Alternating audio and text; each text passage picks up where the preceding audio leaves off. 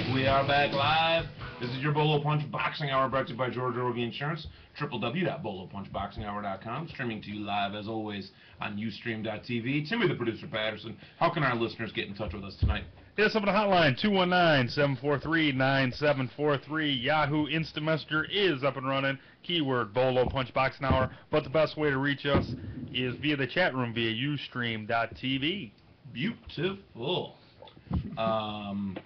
Bert Sugar in about 12 minutes from right now. He's going to be talking a little Arturo Gatti, obviously, a little Alexis Arguello, and a little bit about the Bare Knuckle Boxing Hall of Fame, which is coming in to Belfast, New York. I'm not exactly sure where Belfast is, but I'm told it's not far from Buffalo. And everyone at this table knows why I love Buffalo, New York. Well, I thought New York is pretty much the cities were alphabetical, weren't they? Yeah, the B's are way in the west, A's and B's are in the west, and as you move to the right, as you go east, then you get to Canastota. Yeah. We've got a crazy super middleweight tournament coming up. 6 awesome fighters, and when the least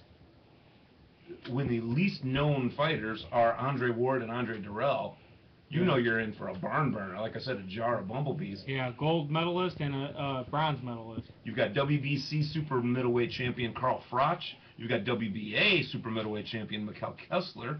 You've got Arthur Abraham, Jermaine Taylor. Both Abraham and Taylor are former middleweight champions of the world. Yeah, Abraham is basically giving up his belt to go into this tournament. Which makes him former. Yeah. But only by a few days, but still former. You also got Andre Ward and Andre Durrell, like I had said prior. So, man. And then the only 2 that are really missing, I mean, as far as huge names, are Andrade and Lucien Boutte. So you've got, and they're going to be, they're doing their rematch here in about a month. So check this out. Yeah, it's a pretty wild tournament. It's not the standard tournament where everybody fights once and then they move on through the bracket, and then maybe, since there's 6 guys, they have some kind of loser bracket. It's actually a round robin. All of these guys fight each other. They kind of got dates set up for each of them. Then they determine points by whether you win or you get a draw or you get a knockout. Knockouts worth 3, regular wins worth 2, and then draws worth 1. Then they take the most points, and you get the 2 most or the 4 most points get to move on to the semifinals. And then I believe that's how it is, and then you get to move on to the finals from there. So is it possible to fight someone more than once in this? It sounds like it is. Sounds like you'd have to. Yeah. In order to get through. And, I mean, this isn't a quick tournament. I believe it's going to last about 2 years. So when you're trying to determine who's going to win this, you got to look at the age of the fighters. I mean, you only have a small window to be a professional athlete. A professional athlete altogether, and much less even with boxing. I mean, don't tell that to Bernard Hopkins. Yeah. Very true. Very true. But he's been fighting longer than I've been alive. Well, not everybody's Bernard Hopkins, not everybody's Barry Bonds, not everybody's George Foreman. George Foreman was able to take 10 years off in the middle, though. Yeah. Yeah, all right. Yeah, he wanted to recoup. Took him that long. But nonetheless, it's exciting to see six superstars all sign up to fight each other, and somehow we'll work it out where someone's going to be the champ at the end and going to hold the Ring Magazine belt. What's cool is neither of those 6 guys have to worry about who their next fight is. Well, you know, and it's also nice to see that you're actually going to see some quality fights. I mean, it is kind of far-fetched to think that this is all going to work out the way that they. It probably won't. Someone will get injured, and it'll. But Jermaine Taylor can sit there and say, what do I need to be in this tournament for? I almost beat Carl Froch myself. I don't need to fight 4 more guys to fight him again. I mean, I won almost every round until he caught me at the end. Yeah. Why do I need to be in this tournament? Because if they fought again, he would be the underdog in that fight. Mikkel Kessler's sitting there saying, man, my big fight was with Joe Calzaghe. I haven't fought any of these fools. Yeah, and actually in the telecast for the Darchinyan fight, which we're going to be talking about here shortly, They actually said that was a close fight. That fight was no way close. What fight was close? Between Kessler and... Oh, come on. Yeah. Yes. I said he lost Yeah. by a hair. You know, Yeah, you and must I'm- have some pretty thick hair. And I'm really close to 150 pounds, too. And yeah, Calzaghe and Jeff Lacey was real close too. Yeah. What did Lacey land a glove on it? No, yeah, No. Kessler didn't land very many either. No, that was not a close fight. It was closer than he did a better job than Jeff Lacey did. Yeah, but that but ain't saying much. Slightly No. better, not even much better. No. So, all right, moving on down. Saturday night, Sunrise, Florida. Bantamweight action. Joseph King Kong Agbeko wins a 12-round unanimous decision over Vic Raging Bull Darchinyan. This was on Showtime. I T-voted it and spent all week saying, I'll watch it tomorrow.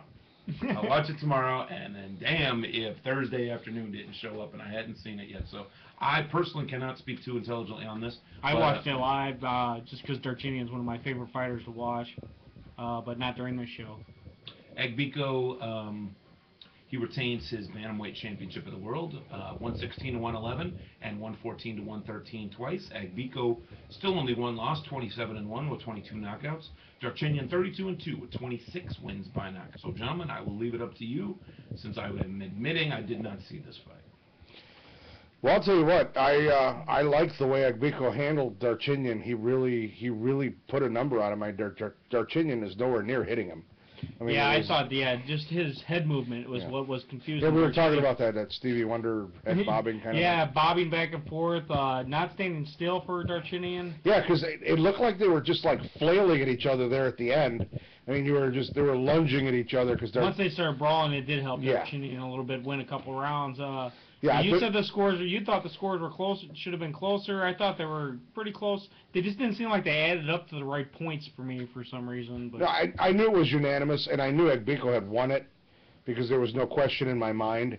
I just thought that there was a couple of rounds that they could have given Darchinyan more, as far as more points. I know that knockdown, that phantom knockdown that Darchinyan had was way off.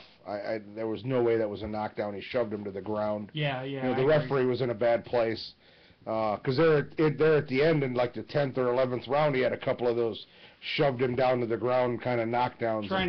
I mean, you got to remember Darchinyan did get the headbutts. He was bleeding out over both eyes. Yeah, he basically, was. But, Yeah, he was. His face was full of blood. And, That was.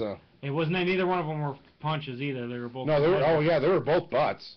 There was And, no question. He kind of knew coming into this fight that was going to happen, but I was expecting Darchinyan to land one sometime during that fight, and really hurt Agbeko, or how do you say his name? Agbeko. But he never landed one. I mean, Darchinyan always looked for that one big punch, and he just couldn't land it. Yeah, it just wasn't there the whole night. I know that he lunged and he tried. And it was mainly because of that defense. And we also had Steve Cunningham won a unanimous decision over Wayne Braithwaite at cruiser. So Cunningham is looking for Adamek-Gunn. So congratulations. Yeah, I was to very disappointed this was not televised. Yeah, I was too. Actually, I didn't realize that he'd even fought, and then now come to people tell me that it wasn't televised. I'm like, oh. Would have happened a little bit earlier in the evening, and then Saturday night in Newark, New Jersey, cruiserweight action. Thomas Adamek got a TKO victory in the 4th round over Bobby Gunn, who had no business being in the ring with Thomas Adamek. Yeah, I actually didn't see this fight, but they were showing. No one did. It wasn't. It was on. Yeah, it was on. It was on the computer. You could have watched it online. Well, okay, But Bobby Gunn, they were kind of comparing him to Rocky Balboa. He got a shot. Yeah, get his chance. Yeah, it's cute. But he didn't fight Apollo Creed this night. He didn't get his belt. Adamek took care of business. He lost to Apollo Creed in the first one. Anyway. Not like this. Yeah. Adamek took care of business, and like you were saying, it didn't really seem like he should have even got a shot. Adamek should have been taking on someone a little bit tougher. Adamek's a beast in there. All right, we have to go ahead and we have to take a break, and we will be right back with our good friend, Hall of Famer and acclaimed writer, Burt Randolph Sugar. We'll be right back at you. This is your Bolo Punch. Rogie Insurance is a 4